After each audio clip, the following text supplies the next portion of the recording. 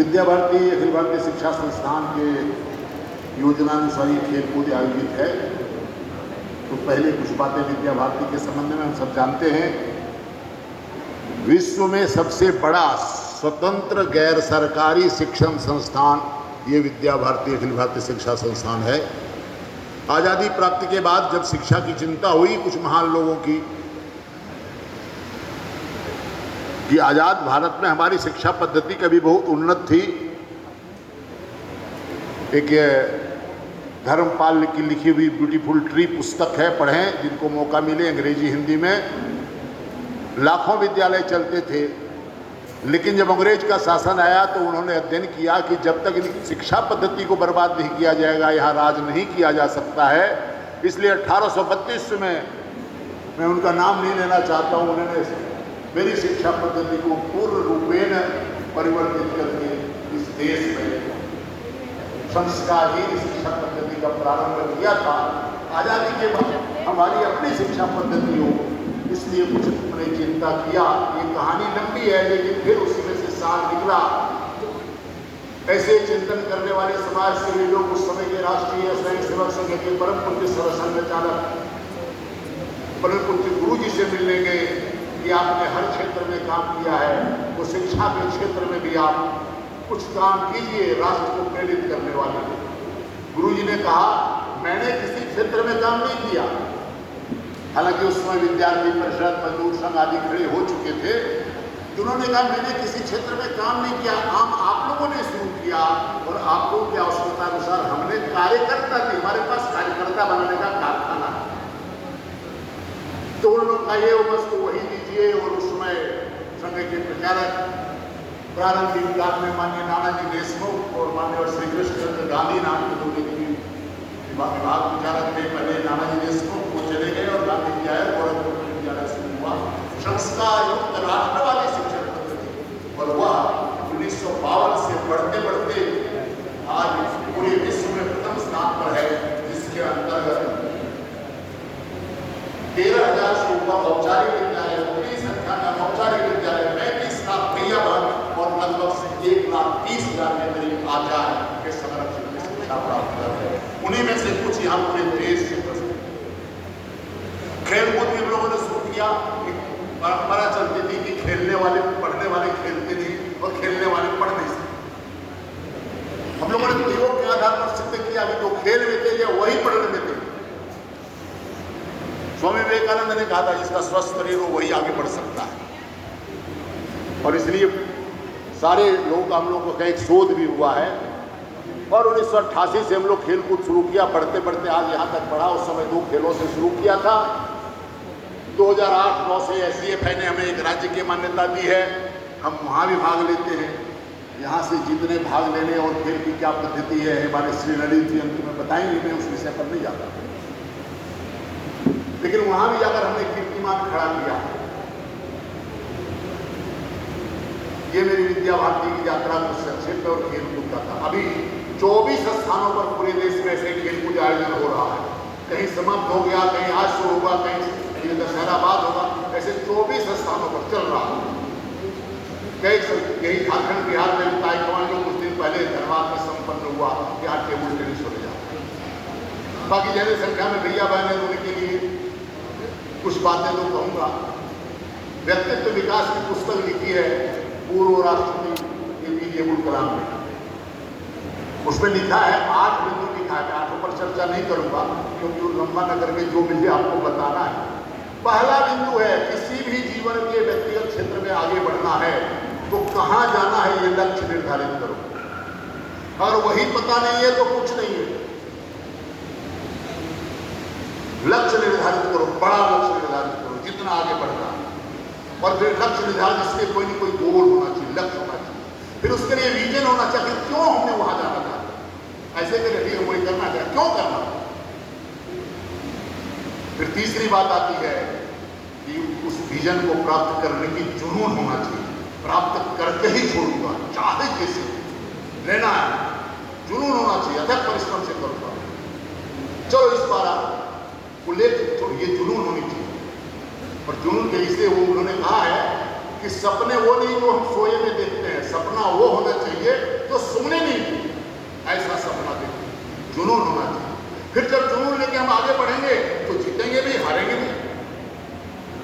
तो गीता के अनुसार सुख दुख के समय कृत्वा, जीतने पर बहुत बड़ा उत्साह नहीं, चलो जीत लिया, नहीं जीता, कितना आगे बढ़ा, उससे एक कदम और आगे बढ़ने की काम का लेकर चल रहा।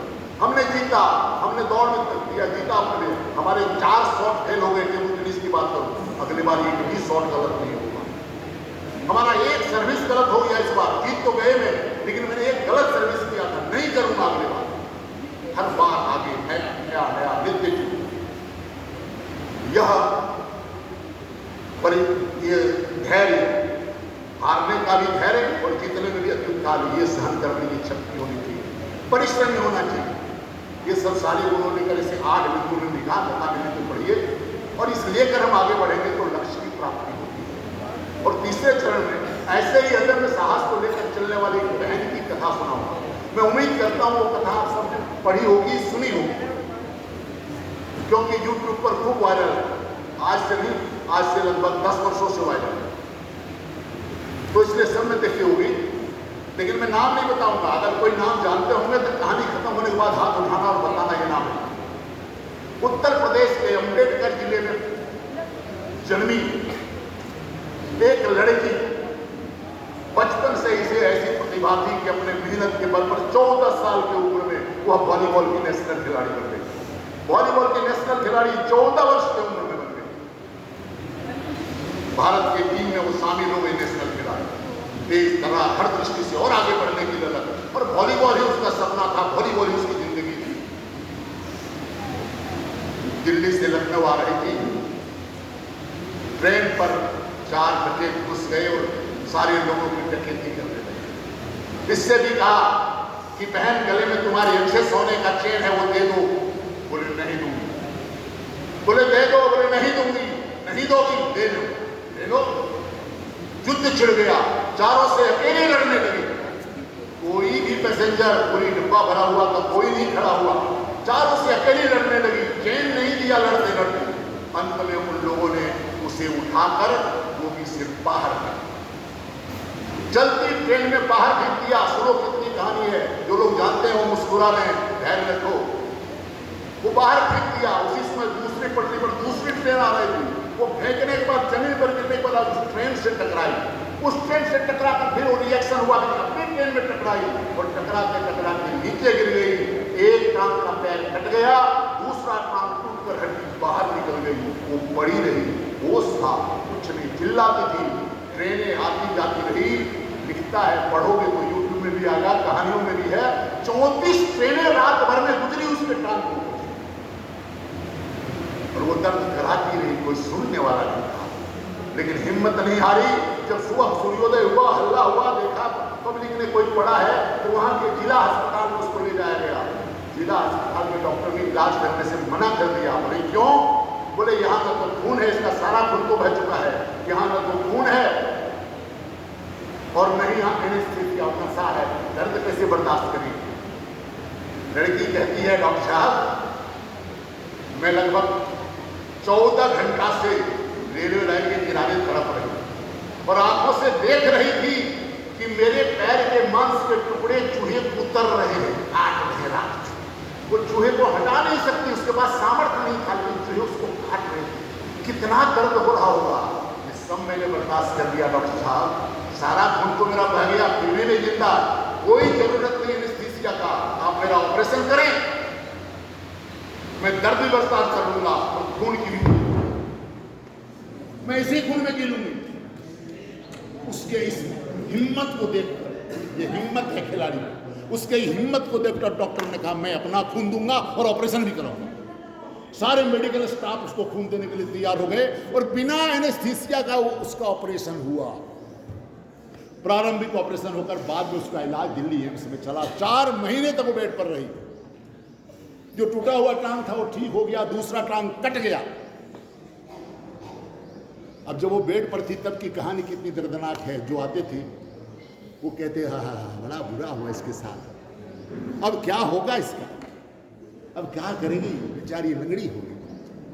बेचारी अपाहिज हो गई, अब तो ये बेकार हो गई, वॉलीबॉल तो इसका सपना खत्म हो गया, अरे इसे तो कोई विवाह भी नहीं करेगा, ये कुमारे ही मरेगी।